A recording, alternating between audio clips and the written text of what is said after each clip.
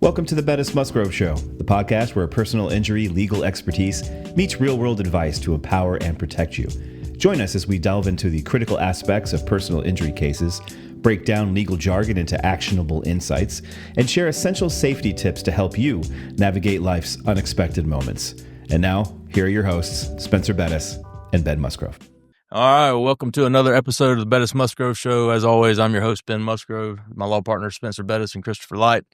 We're coming to you today from a special location. We're down in Atlanta at the Joshua Stein Law Firm over near the Battery and the Braves Stadium. So special shout out to Josh for letting us use his conference room and his studio.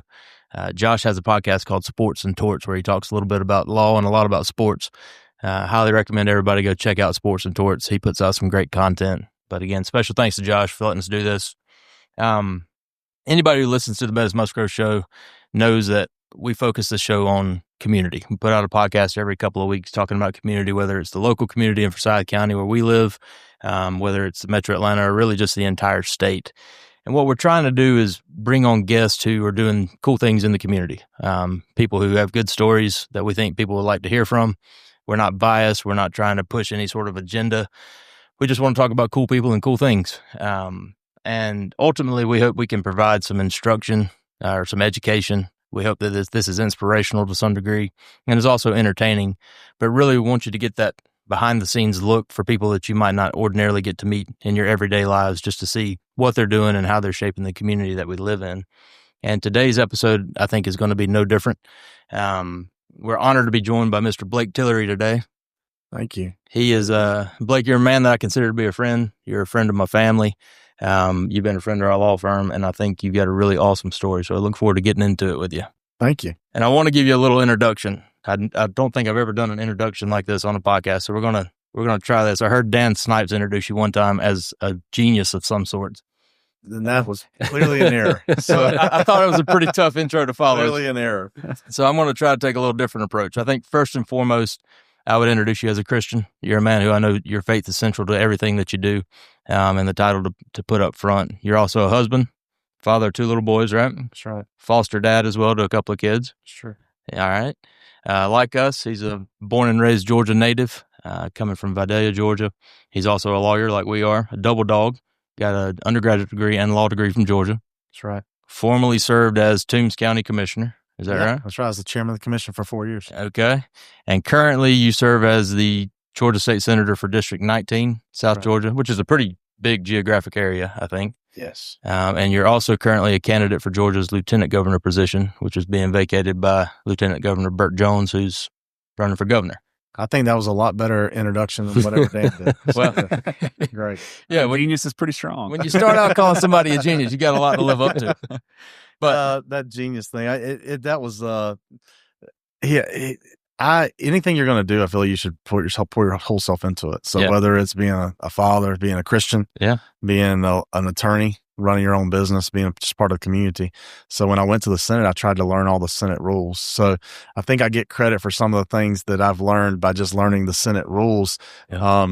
Listen, if you're going to play the game, know the rules. I can promise you that the Braves know the rules. We're not playing good by them right now, but if you're going to be involved in what's going on, know the rules. So I think genius is probably way too strong, but he is right. I do try to spend a lot of time understanding the procedure of what we're trying to do. Well, you've done a great job in the Senate, and like I said, you got an awesome story. You're an inspiration to me, certainly, and I think we're going to have a good episode today. But thanks for joining us, honestly. Thank you for letting me. I know it's a long ride from Vidalia up to the Braves Stadium, so I appreciate it. Yeah. Well, lead us off. You kind of started out there, but kick us off. Tell us who you are, where you came from, that kind of thing, and we'll get into where this thing goes. Well, heck, Ben, you took half of it from me. The introduction was the best, but you're right. I grew up in Vidalia. I went to Vidalia High School, went to the University of Georgia Law, met my wife there. Took a gap year between undergrad and law school because I had to rush through. I'd helped on some campaigns, helped Sonny Perdue's campaign a long time ago. And that meant that I took a semester off my freshman year at Georgia and went to the state capitol and was just an intern in the state Senate. So taking that 6 months off meant I had to rush myself through to finish.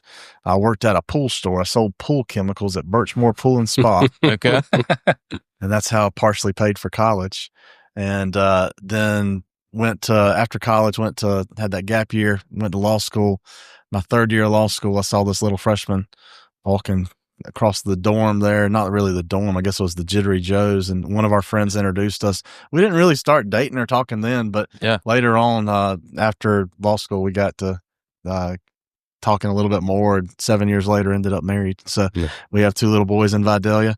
Ashley Nicole is the absolute best part of our family. She's a physician. She's an OBGYN. Okay. Her heart is as big as gold. There are things that my family does that sometimes get attributed to me that I'm sure that I never would have been involved with. Yeah. It's because she has such a big heart and so caring. That's awesome. What'd you do during your gap year between undergrad and law school? I worked for Chick-fil-A. Okay. Corporate office. They sent me to Denver, Colorado on something called Project If. They were getting ready to double their market share out west. Yeah. So there was a friend of mine at the University of Georgia named Michael Lage. I don't know if any of y'all knew him at that time. Man, y'all are young. Y'all are he went on and worked, went to Harvard Business School, and I think he worked for Facebook when they were up and going, and then came back to Chick-fil-A's there now. And he got to pick, his idea was, let's pick teams of 4 people in 10 cities across the United States, and let's do marketing. And I got assigned to Denver. So I was there for a little bit of time, came back and clerked for a court, worked for the Senate again, and then went back to law school. So you knew you did want to go to law school, though, or you know, that's funny. Sure, because I took it out a weird path as well. So I was curious. I honestly, I had a degree in international affairs. What else do you do? Right. So international affairs, like, I don't know. And honestly, my parents had been just so great to me. My dad was in the military. My dad didn't finish college. My mom was really brilliant. She went to college at Berry. But I didn't know how to go about getting a job. I don't know if you guys felt this way. I was like, how do you go from this learning to work it? So I worked at Birchmore Pool and Spa selling chemicals, but I knew that was not going to pay for life. What year did you graduate college? Undergrad? 06. 06. So we were 09, or I was 09. The economy was doing that. I was like, what about, I had a public relations degree. I mean, those are the first cuts. So. That's what I felt like. I should have been 06, but I took a victory lap. Got out in 07. We had pretty good teams at that time. Yeah. It was a reason to take a victory lap. Yeah, absolutely. And I took a victory lap, and then I went to Colorado as well after college. So really, where were you at there? I was in Vail. Yeah. I was just a ski bum. So one of the things we did on that job was that we had to report back to the corporate office weekly and say, what we had done for marketing.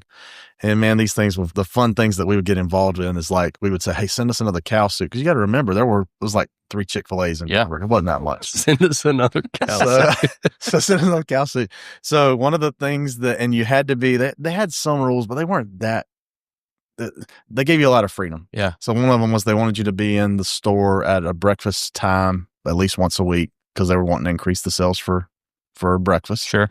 So me and a guy named Rick, who was working with us, we had an awesome team. I still see some of them, Bethany and Christine, but that was our team of 4. So Rick, we convinced the folks there that what we should do is put the cows in pajamas. Okay. And that would help with breakfast sales. So there's actually a picture in Aurora, Colorado on the front page of the paper.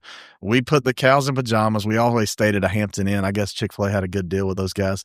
We borrowed the 2 rollaway beds, put them on the street corner and put the cows in the bed, and we'd stand and walk around. So the breakfast line was wrapped around the building. The Aurora police came out and told us we had to leave. And the newspaper took a picture of the cows getting perp walked. So, but look, breakfast sales were through the roof that morning. It was, I learned a lot with my brief time. I wasn't there very, very long, obviously, but learned a lot about marketing and about just how to treat people. Sure. Chick-fil-A, they treated me very well. I thought you were going to tell me you went skiing in a cow suit. That's what I was thinking.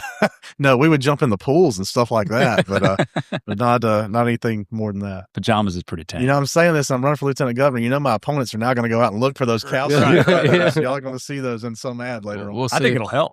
See that on the news tomorrow morning. So you get back from Colorado to go to law school. Did you know what you wanted to do when you got out of law school? So I thought I did. Okay. So I had clerked here in Atlanta, clerked at a big defense firm. And my second summer, I did the same thing, clerked there. Yep. Had worked. I also split the summers, worked in another place too. And then we went into that thing that you talked about, Chris, the awful time. So everyone, at least when we were coming through the first 2 years I was in law school, you got your offers your first month of your third year. Well, our third year, that was not the way the economy was headed. It was awful. I mean, we were all wondering what the heck we were going to do. Yep. So I had an offer back home for less than half of the offer in Atlanta. Yeah. And That's about right. can't tell you how. It's actually sort of a funny story. I thought that the offer back home was a firm offer, right? So I go back home, I talked to the firm in Atlanta and said, hey, if we don't get an offer by this day, I think it was Thanksgiving, might have been Halloween, that I'm going to take the offer back home. It's not, I'm not trying to force your hand. I just know I got to get some finality here, right? I had student loans. And that offer didn't come from Atlanta. So I went back home, working, told the partner, hey, I want to come work here. He said, yeah, great. That's awesome. Think about it overnight and come back tomorrow. See if you still want to do that. Okay. I thought I said yes. That was a done deal. Yeah. And he came back and he said, have you thought about it? I said, yes, sir. He goes, I thought about it too. And he offered me $500 less. So I guess we were still negotiating. Yeah. But it ended up being, again, I am very much the product of doors that sometimes I would be too stupid to walk through if God didn't slam them shut, right, and if God didn't open others. And this was an instance where I'm sure I would have walked through the Atlanta door. Not that it was a bad door, right, but clearly I would have never run for the county commission. I clearly would have probably never been in the state senate. I wouldn't be running for lieutenant governor now. Yeah. So I look back now, I think Garth Brooks has a song about unanswered prayers. This is one that I have to say that God answered for me. Luckily, he's always been out there protecting me. It's funny how it works. I mean, I don't think I believe in coincidence anymore. The older I get, and things just seem to go the way they're supposed to go. You got to put a little faith in there. It's true. That's good stuff. So how long after you got out of law school did you run for commission? So I ended up, how I bought my partners out would be the first story. And then my law partner was a state court judge, and the county commission, I'd help somebody get elected. They're a nice person. I still consider my friend today, but we just had a difference of political beliefs. The city and county that I'd helped that gentleman get elected county commission chair, the city and county started suing each other. Things weren't moving in a good direction for my community. Right. And I'd helped him get elected. So I went to him later on and said, hey, I don't mean this disrespectfully. Yeah. But I'm going to run against you. I'm going to run for county chair. And that gentleman ended up not running. Two other people did, and I ran against them. I was 28 and I won the race. So that's how I became commission chair. So I'm commission chair. I've been chair for 6 months. I'm a third year associate at the time, and my law partner he has an awesome story. I mean, he grew up homeless, lived underneath a bridge, went to Georgia Southern, then to UGA Law. But that's incredible. It's great. And he met his high school sweetheart. She was a foreign exchange student. She went back to Spain afterwards, and he stayed in touch with her. I don't know all the details, but ended up marrying her. So she would go back to Spain for a month every summer, and he would go every other year for 2 weeks. So this was year 3. He did it the first year, didn't do it the second year. The third year, he went again. And just being an associate, I wanted to make sure his inbox was clean when he came back. Right. All the bills were paid. We're a small firm, so I was cleaning the toilets, cutting the grass, trimming the hedges. The things you do when you own your own practice. That's right? We make Christopher do that, yeah.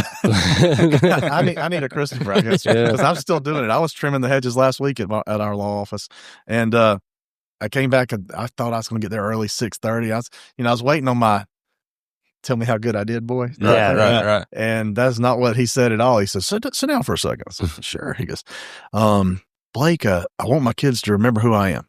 I said, okay. Where's this going? He said, so I've decided that I'm either going to sell the firm to you or I'm going to close it down in December. And this is August. I was like, well, I kind of like being employed. Yeah. I didn't get that $500 back in any raise from our first negotiation. So that's how I ended up buying out my partners in about 2013, 2014 timeframe, and was county commission chair. And 28 years old, owning a law practice. Yeah, I was probably 30 when I bought. No, I was maybe 28. That's probably about right. Okay. And then the Senate thing wasn't running for Senate. Yeah. I thought I was running for reelection to the county commission. In my home county, in Toombs County, no chairman had ever been reelected unopposed. Okay. And I know that's not a big thing, but it did to me at the time, now 32. Yeah. I felt that meant I must have done something right. So, well, that's right against you. Your story resonates with me. I did something very similar. A family friend took me into his law firm when there were no jobs.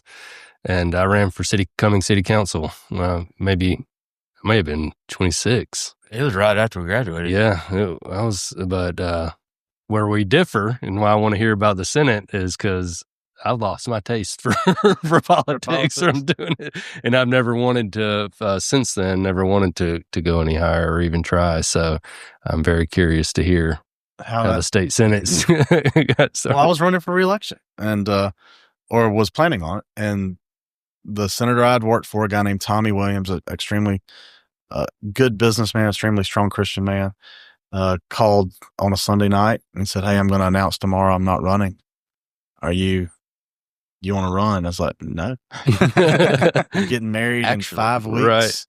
And the election's in 10. Yeah. And he said, "Well, where's your wife from?" And I said, "She's from Jessup." And Tommy, his eyes got big. He's like, "Hey, this is divine. You know, the biggest counties are Toombs and Wayne, and she's from Wayne. You're from Toombs. There's 11 counties, but y'all from the two biggest." I was like, "Yeah, Tommy, that marriage is going to last a lot longer than the election." So,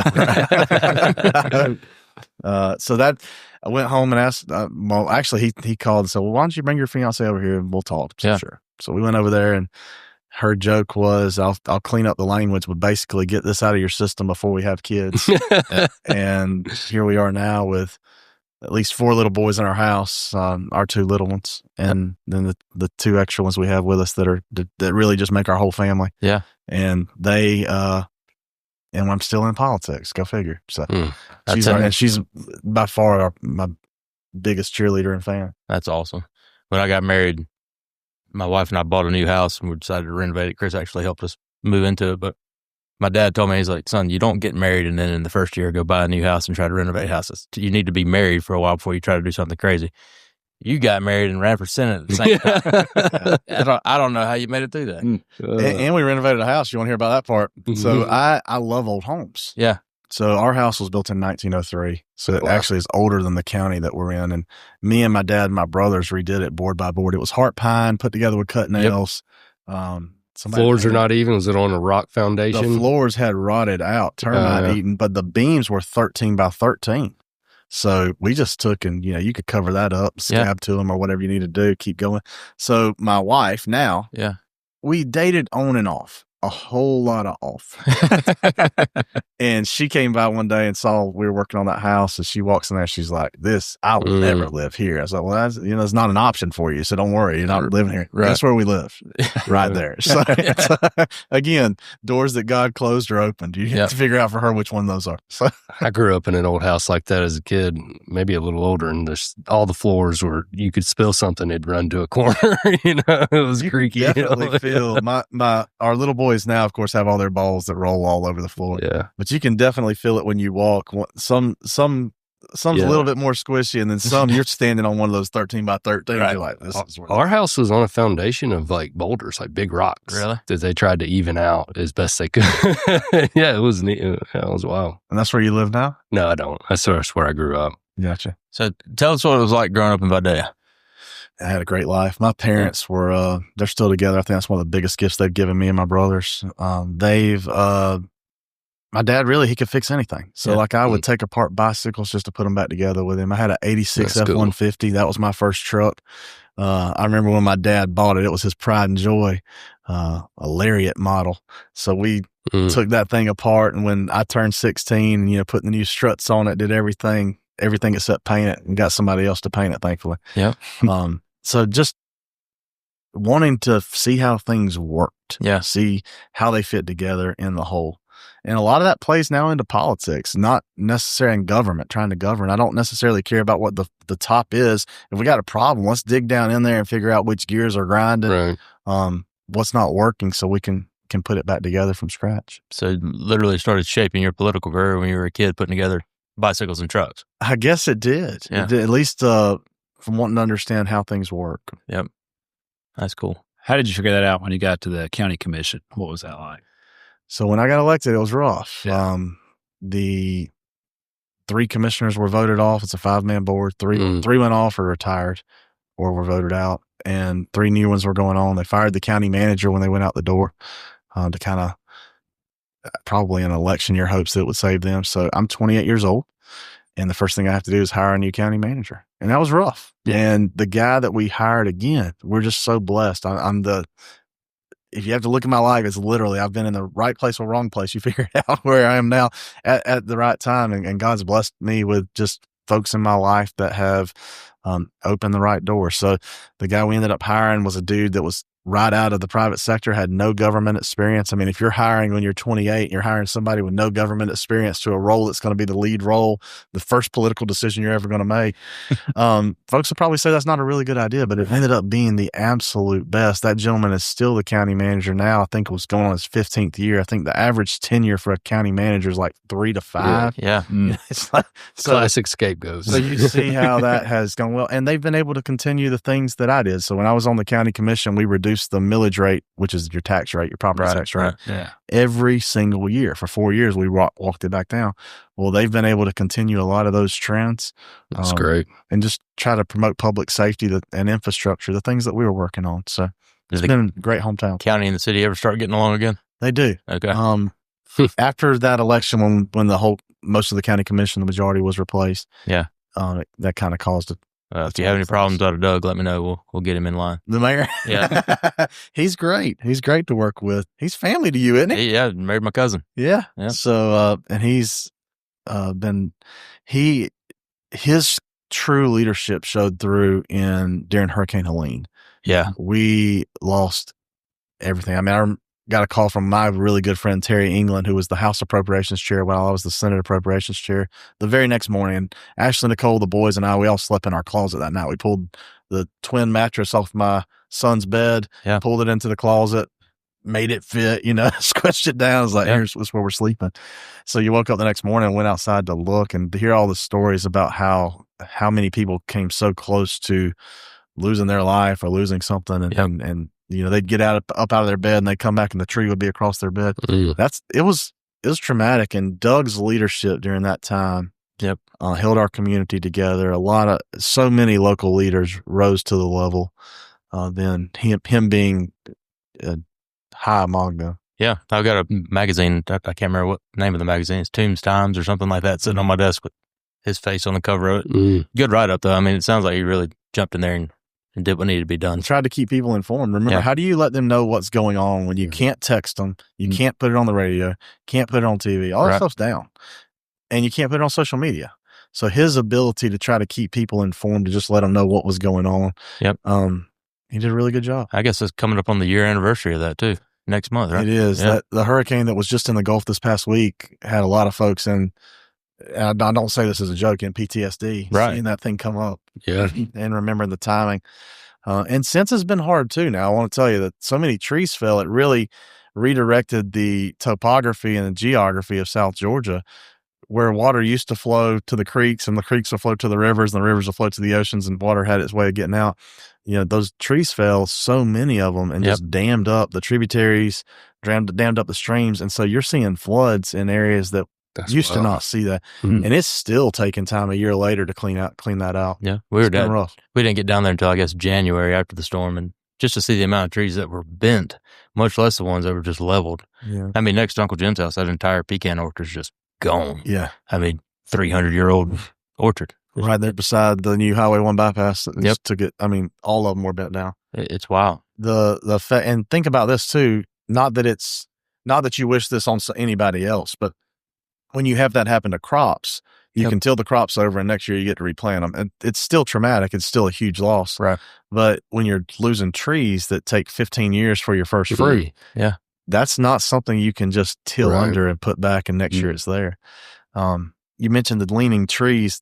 That's the issue now. Yeah. So you got trees that were leaning, and I think the statistics say that if they're leaning more than 15 degrees, they'll be dead 36 months. Really? So you're starting to see some of that. What the cleanup is looking like now of the leaning trees are now starting to turn brown. And when you go to thin them out, you would normally turn it into pulp, right? Because if it's bent, you're not going to put it through boards. That's going to screw up the machines. Well, we just had a huge hit economically with the IP paper mill closing down and the Riceboro mill. Those were two of your big pulp places, at least IP. So you saw the price of pulp fall from $13 a ton to $3 a ton overnight last week. Wow. So it is another huge shock to that community, to our community. Yeah. For what they're feeling. And of course, forestry, while ag is number one, forestry is part of ag. It's still a very large part of our economy. Mm-hmm. Now, we had some state reps come on a couple months ago, and they were talking about they organized a big front to bring food and water and stuff. I mean, it looked like the state in general just really rallied behind South Georgia. Listen, Lauren McDonald, Carter Barrett, Brent Cox. I'm going to start saying names and I'm going to leave a few out. Yeah. And that's the worst thing I could possibly do. But particularly your area, Forsyth County, Cherokee County, even over in the Hall County, the Siphon family literally shut down their distribution and said, we're going to run stuff to South Georgia and to North Carolina. And they, of course, have that big, huge trucking company. The folks who came out to help us, not once, they didn't just say, I'm going to send food one time. I mean, they probably sent 6 or 7 truckloads, then bus loads, and then came down and wanted to encourage folks. So they'd bring all these Boston butts. I think every Rotary Club in Forsyth County sent about 5 or 6 loads of Boston butts. Hundreds of Boston butts. Yeah. But you don't know how encouraging that was because at least for us, remember at the time, we had a 3-month-old baby. So that's why I told you my wife is amazing. We don't have power. You don't have and we were in good shape. I mean, my family's very blessed. So if we're fighting this, just to see folks when they showed up to help, bring you a Boston butt. Those burnt ends were so good.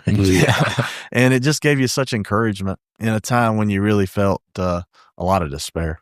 So how did growing up down there with that kind of community and the people that rally behind you like that, how does that translate into your Senate career?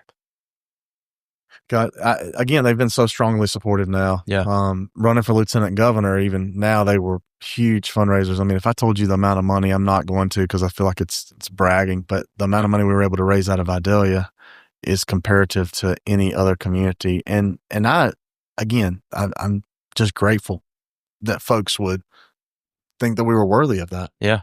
So that's awesome. Compared to a big city, Toombs County held its own. Now we're also not stopping there. We're going to Augusta and Columbus and Albany and Dahlonega and Dawson and anywhere else we can go to continue to ask for support and spread the message that I think is a resonating message.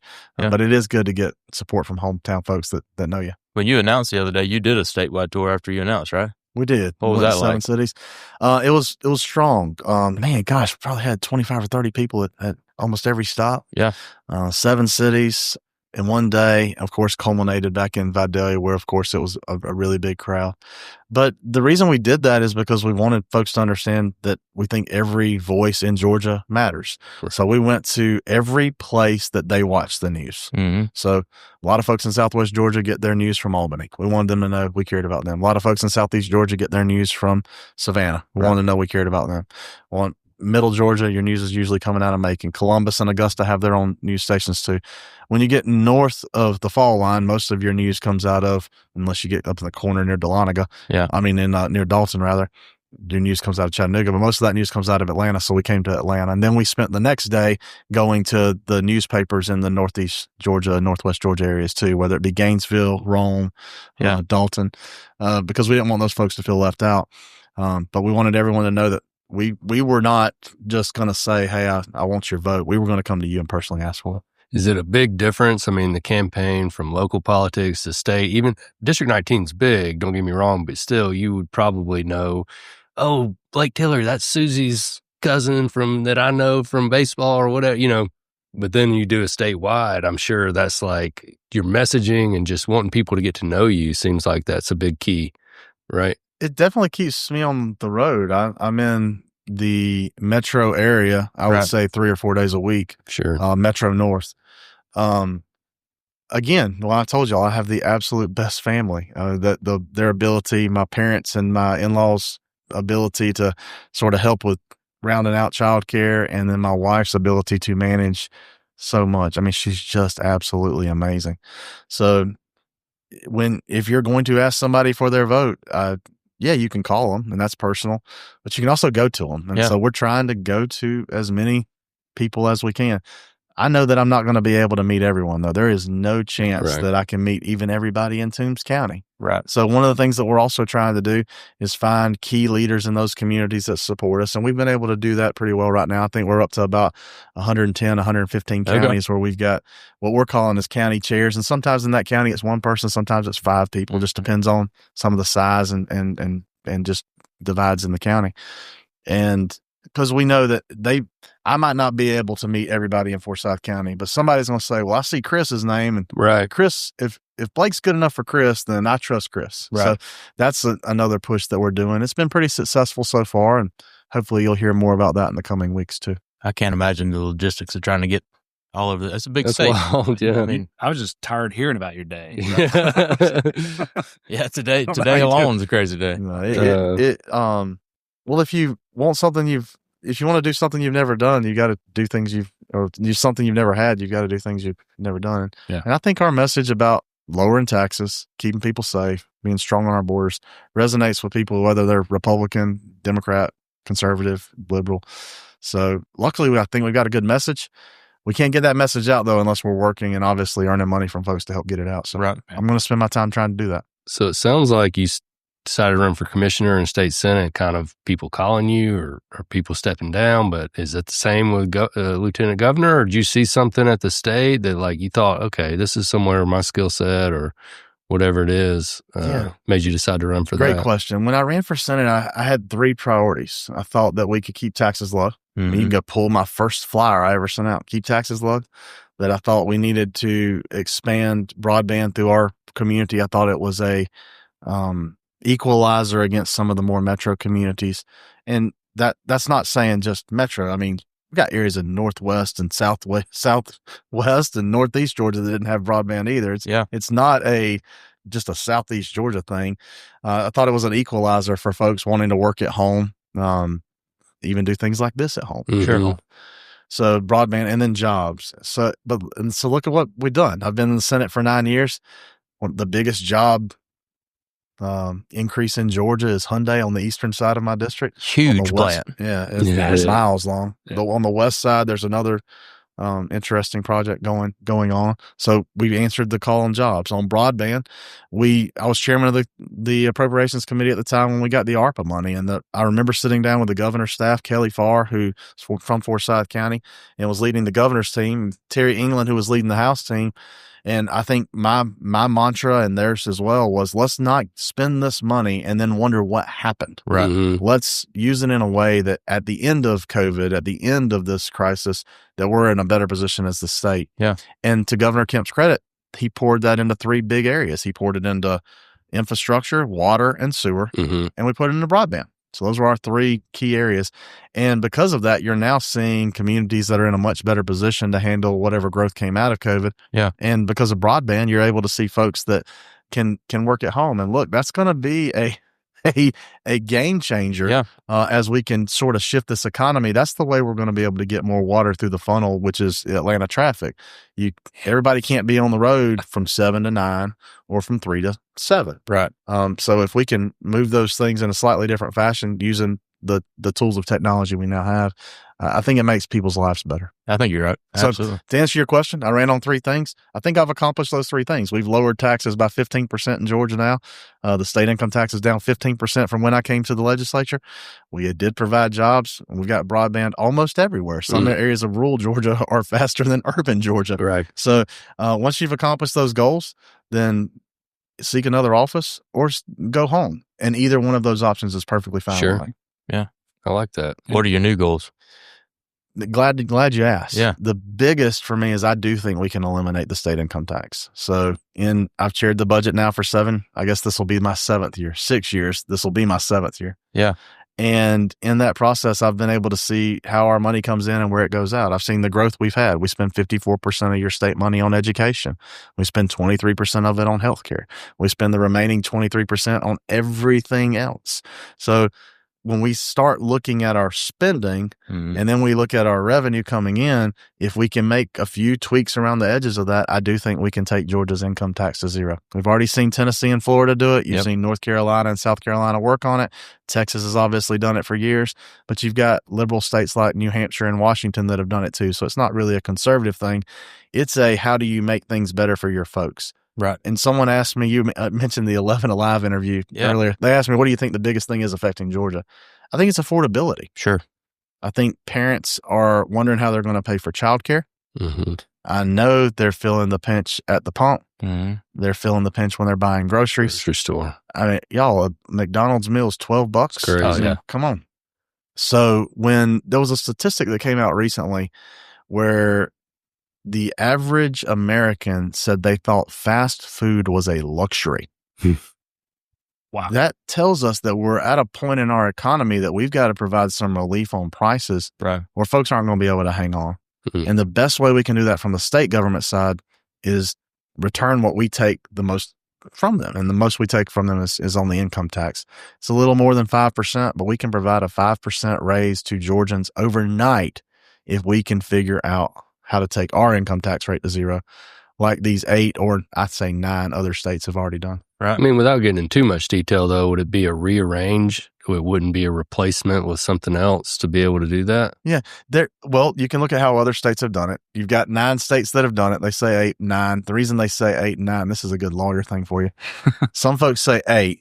I say 9 because technically the Washington Supreme Court ruled that capital gains are not income. Okay. So Washington State taxes capital gains, but the courts ruled that that's not income. So they say they have zero income tax. But some folks say, no, capital gains is income. So there's only 8 of them. But that's the reason why you hear 8 and 9. Devil's in the details. Devil's in the details. But if you look at those states, they've done it different ways. So we don't have to reinvent the wheel here. Right. We can go look at how Florida did it, how Tennessee did it, how Washington did it, how New Hampshire did it. And if you look at those options, you got a plethora of variety of items to choose from. That's one. In Georgia, we've got I've said 20 because 20 is the base level. It's probably closer to $30 billion of exemptions. So for instance, we don't charge a sales tax on lottery tickets. If you charge that instead, we exempt those for some reason. If you charge that there, then you can use that to reduce the income tax. We don't charge a sales tax on yacht parts. So if you're getting your yacht fixed, you want to do that in Georgia. Why? Because we're not going to charge you a sales tax on it. So That's if you take and look at why those were created. Yeah. I mean, folks had the right lobbyists to come down to the Capitol to get those. And I'm not saying that's a good thing or a bad thing. I'm just saying that's how it happened. Right. But where's the lobbyist for the average Joe? Where's the lobbyist for the mom and dad trying to make ends meet at the end of the day? So if we can take and comb back some of those special interest corporate welfare, for lack of a better term, tax exemptions that we've already created, then we're going to be in a position to reduce the tax burden on everybody else. Yeah. And I think it's going to be easier than folks think once they see that we've got 30 billion-ish in exemptions already. Wow. So what's the difference you make up then? What is our sales tax total? Yeah, it's about $16.2 billion. Not our sales tax, our personal income tax right now is about $16.2 billion. Each percent of sales tax, so Georgia levies a 4% sales tax, brings in roughly $2 billion. It's a little bit more than that, but I want to estimate at the low end so that you build yourself some cushion on your give you a little room to wiggle there. Exactly. Yeah. Estimate all the numbers against you. So if you were going to replace Georgia's income tax with a sales tax, we're not going to do that. It's way too high. It would be it would say 8%, 5 or 8%. Yeah, that's not feasible for Georgians. Tennessee's is at 7, Florida's is at 6, Georgia's is at 4. Some of the committee members, there's been a committee that's already been appointed by Burt Jones to study this. I'm the chair of it. Some of the committee members are looking at sales tax, and we'll have that discussion. But I'm not supportive of going anything that's above the neighboring sales taxes of other states. I think we need to look at our exemptions first. Makes sense. Because if we can reduce the top burden for everybody, then the credit doesn't matter, right? Because you're not paying either. Right. And you can afford your yacht parts. You can afford your yacht parts. So that's what I'm looking at. I gotcha. So tell us, I think a lot of people listening probably don't understand what the lieutenant governor does. Yeah. Tell us what your role would be as lieutenant governor. The lieutenant governor presides over the Senate. So depending on the Senate rules at the time, they can be the person in charge of picking all the committee chairs in the Senate. They can also be the person in charge of the flow of legislation in the Senate. Mm-hmm. When the lieutenant governor is in the majority party or the party of power, which I would be right now because the Senate is in the hands of the Republican Party. Right. So if my powers weren't stripped by the legislature, then I would be in charge of appointing 2 members to the Committee on Assignments. The Committee on Assignments then decides everybody who goes on each committee, which is important because those end up being your gatekeepers, your committee that get the legislation that gets to the floor. And then you would essentially set the agenda for each day. The rules chairman sets the calendar for each day. Mm-hmm. But once those bills get tabled, the lieutenant governor gets to pick which ones come on and off and how things move through. In full-time position? You know, that's funny. By law, it's part-time. Really? It Really? is still part-time by law. Do you The think only he will have full-time enough? position is the governor. Does the lieutenant governor have enough time to do that and to have a career on the side? They have in the past. I Okay. think I'm probably going to be wrong on this. Maybe it was Pierre Howard that also practiced law and stayed lieutenant governor. Of course, the That's lieutenant governor's Yeah. counter is their equal on the other side is the speaker, Right. and all the speakers have still kept their job. The current lieutenant governor, Burt Jones, has kept his job selling insurance and running his family's petroleum business. Maybe How closely do you work with the governor? Or is there a lot of autonomy there? How does that, do you try to kind of policies and procedures kind of work together on that? Or You meaning as lieutenant governor or as my as current role lieutenant governor? appropriations As chair? lieutenant governor. Well, let's talk about appropriations. With appropriations chair, we work very closely with the governor's staff because they set the top item of revenue for spending to begin with. So when the legislature gets the budget, we write the budget, but the governor says, hey, you can't cross this line. This is the top dollar. So we work pretty closely with them. The lieutenant governor, I think there's, I don't want to say a fine line because I think that's the wrong way to describe it. They definitely are working in concert with the governor, in discussion with the governor, but there are times that the lieutenant governor, the governor, and the speaker take completely different positions. We've seen that through Georgia's history too. I think by virtue of the name being lieutenant governor, people think of it as like vice president, where they're always kind of trying to be in lockstep with the president, right? But that's not necessarily the case. And that is not the case in Georgia. You're elected separately. You do not run as a ticket. right. So you run on your priorities and they run on theirs. You say the most consequential part of the role is the appointments? The appointment of committee chairs is, and directing the flow of legislation. Yeah. So at the end, if the lieutenant governor is in control of the Senate and has not been stripped by the legislature, then you're not going to get a bill on the floor if the lieutenant governor did not want the bill on the floor. Okay. Yeah. That's pretty consequential. And you're not going to get, if the lieutenant governor does not want the bill on the floor, then that's probably not going to move. Yeah. So. How often do those powers get stripped? Is that? I know of it happening twice. Yeah. Happened about 2003, and then it happened again in the mid 2010s, maybe. Okay. So talking about the budget, I mean, that the number one goal of the legislature is balance the budget, right? Kind of an aside here, but how are states able to do that, but the federal government's not? We have a constitutional amendment that makes us. Trust me. Listen, it could be when you're sitting in that room, it's grueling, and at the end, it usually ends up being 2 people: the appropriations chair of the House and the appropriations chair of the Senate, with the governor's budget director coming in and out from time to time. That's it. At the end, those are the decision makers. So I can tell you, there have been plenty of times, especially when we took the 15% out of the budget during COVID, when it would have been easier to say, "Oh, we're just going to deficit spend."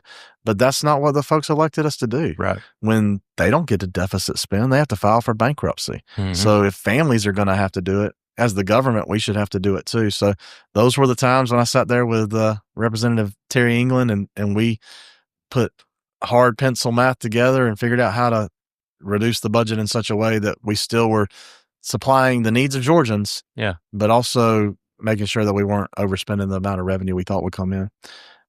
I'm a strong supporter of a strong proponent of a federal constitutional amendment that would require a balanced budget, except in times of declared war. Right. I think we need that as a nation. But again, I'm not running for Congress. Yeah.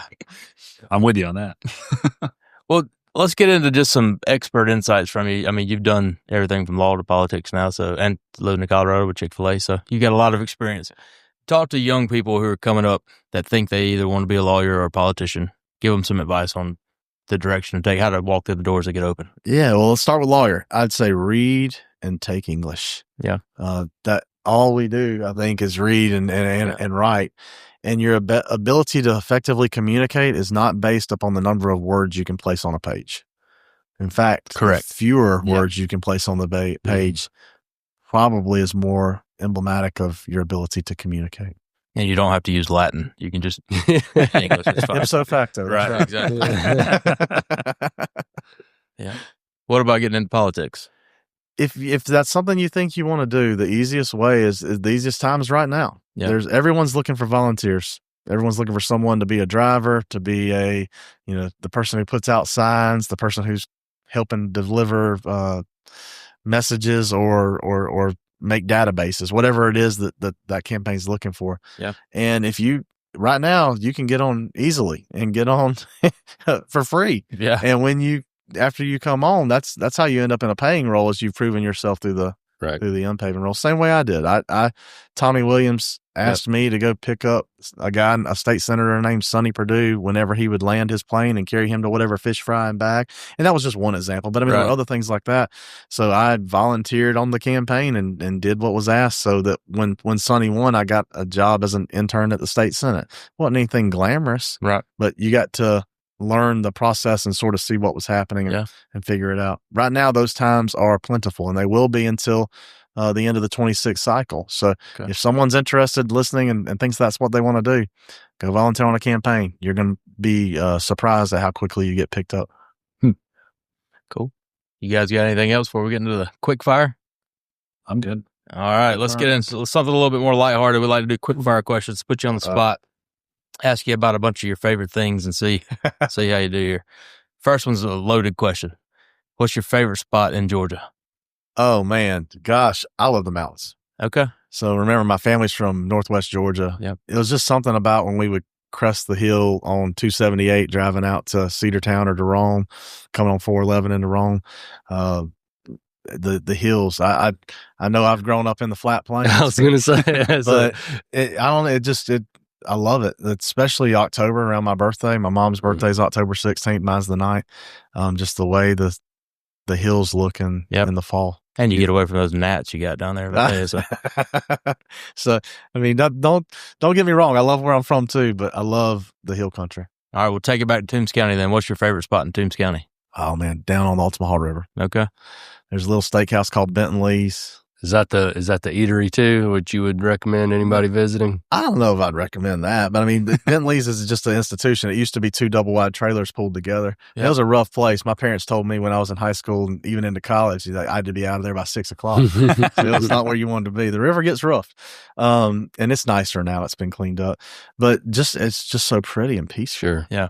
Altamaha's a cool, powerful river. It's a very cool river. All right. So if someone's looking for the best Vidalia onions, where do they go? You probably go to Publix. It's good to know. They're distributed elsewhere. Sometimes, I do think that they may end up paying a premium when they buy them in Vidalia. But the local farmers there, obviously, it's a value-added crop pulled right out of the ground, and it has been such a help to our local economy. Yeah. I got a buddy that practices law down there, and he refers to himself as the onion lawyer, the sweet onion lawyer. The sweet onion lawyer? Yep. Who's that one? Jack Downey. Yeah, Jack. Yeah. So both in the guard together. Yes. Thanks for your service. Thank you. Obviously a double dog, but assuming you're a Georgia football fan. Yes. All right. So what do you predict? What we got this year? College football in general. Who do you like? Well, man, y'all, the NIL bothers me. Yeah. It's making it harder. It is. It's making it hard. It's just spreading out the talent. So there's not it's the depth, I think, is where it's getting teams. Well, it's also hard to, I think we all love Gunnar Stockton, his heart. Mm-hmm. I worry that NIL doesn't destroy Gunnar Stockton, but you don't hear as many of those Gunnar Stockton stories where he grew up and wanted to be a Bulldog. And I think that's what makes me love watching college football so much more than the NFL. Sure. So I worry how that's going to play out. I know you've heard Kirby's comments on it, among others. Nick Saban's been very vocal on his thoughts on NIL. So I don't know that I can predict it right now. We've got a rough schedule. Yeah. But I'll be up there. We'll be there for many of the games. Well, NIL's tough because, you hear stories about Todd Gurley getting in trouble for selling a few jerseys. Like, he should have been able to do that too. And, Reggie Bush lost a Heisman for doing something similar. But at the same time, it's gotten so far out of control. How do you rein it back in? I don't know. Yeah, you got kids coming out of high school making tens of millions of dollars. Somebody smarter than me. Only thing I heard Danny Werfel say something. I was at the Roswell Rotary Club last week, and Danny Werfel said that the current Florida quarterback, I can't remember his name, Lagway, is making more money than he made in the NFL. So and again, more power to Lagway for doing that. But is that what we think is healthy? Yeah, right. I don't know. Maybe more kids will stay longer than instead of trying to go. Maybe so. They can make just as much now. You think the dog's going to win it though?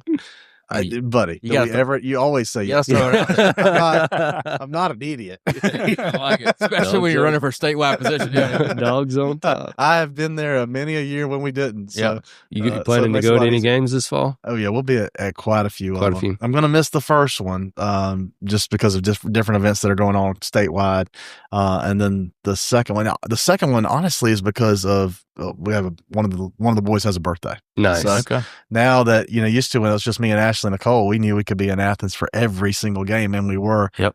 Once you start having little boys, it gets a little bit tougher to make it up there every game. Schedules get wild. Talking about that on the way down here, Chris took his kid to the game, so she just had a blast, went wild, was dancing. The fans were all supporting her and getting at her. He's like, "You need to take your girls." I'm like, "Man, taking 4 girls to a Georgia football game, I can't think of any worse torture. I really can't." We've taken our boys a few times, and about the second quarter, they want to walk around and find the Dippin' Dots. Right, So, right. It's hot. Let's get yeah. Tell us, you get to have dinner with any historical figure ever. Who is it, and where are you taking them? Oh man, this is a hard one. It's my favorite one. So there are 2 presidents that I really think did a great job of communicating, and those would probably be the ones I'd want to do. They're of different parties. Okay. JFK was a very effective communicator, and then Ronald Reagan. Yep. Their ability to paint a picture for where they thought our country could go, and then to bring people along with them. And I admire the way they spoke. I admire the way they brought people with them, and then the way that they also kind of pushed off the detractors and said, "Hey, listen, here we're heading here for a reason. Right. This is going to be better for the world, not just the country in the end." And Reagan and Kennedy proved it was right. Yeah. So you get Reagan and Kennedy at dinner. Where are you guys going to eat? Oh man, see, I'm not a big fancy person, so I mean, everybody's going to enjoy a steak at house. Yeah. How could you not?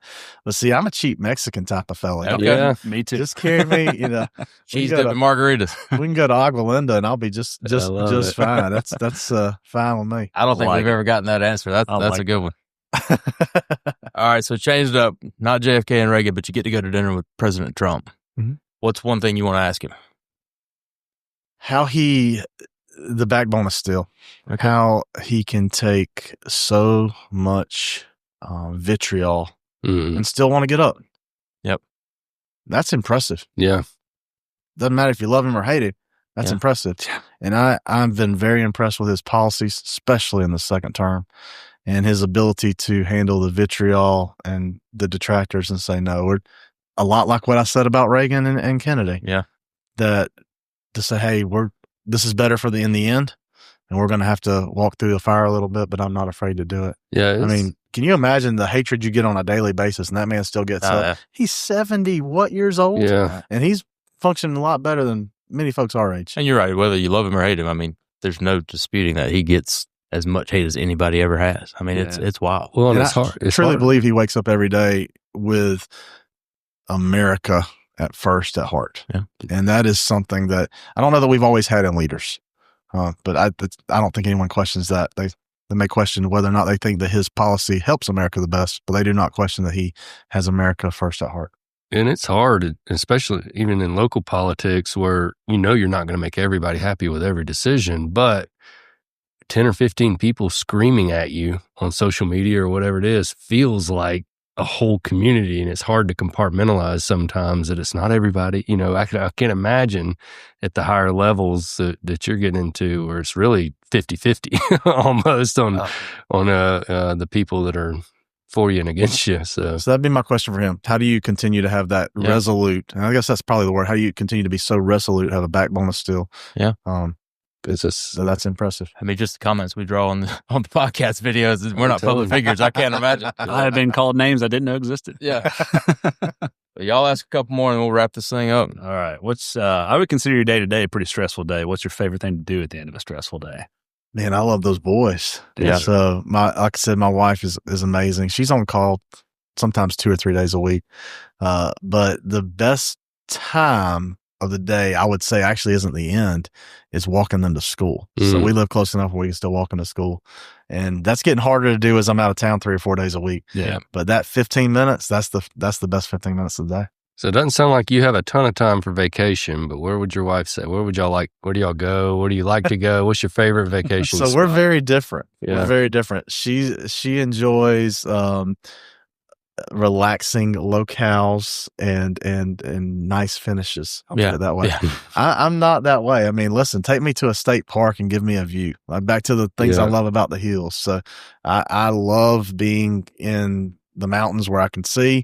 Yep. Just give me a rocking chair, campfire. I'm going to be happy with that. Nice. I like it. Well, I'll tell you what, we'll close it up. We're coming up on an hour here. Give us your elevator pitch and then tell people where they can find you to follow along. Yeah, well, thank you for the opportunity of being here and talking to folks. As y'all said my name already, I'm Blake Tillery, running for lieutenant governor. I'm a true conservative. This isn't something that's new to me. I've been elected for now almost 15 years. And in those years, every single year except one, I've been able to reduce taxes. 4 years at the local level, now almost 9 years at the state level. I believe that families can make better decisions than government. Having a small government's not a bad thing. It's a good thing. And a government that's big enough to give you everything is also big enough to take it all away. So what I want to do is make sure that families are strong, that individual responsibility is promoted.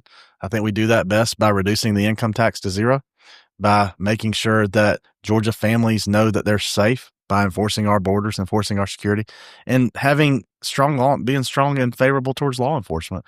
Enforcing the law is not something we should back away from as government. It's something we should run to. Keeping families safe is literally the number one priority of government. And if elected as lieutenant governor, I'm going to continue to deliver on those promises that I just made here.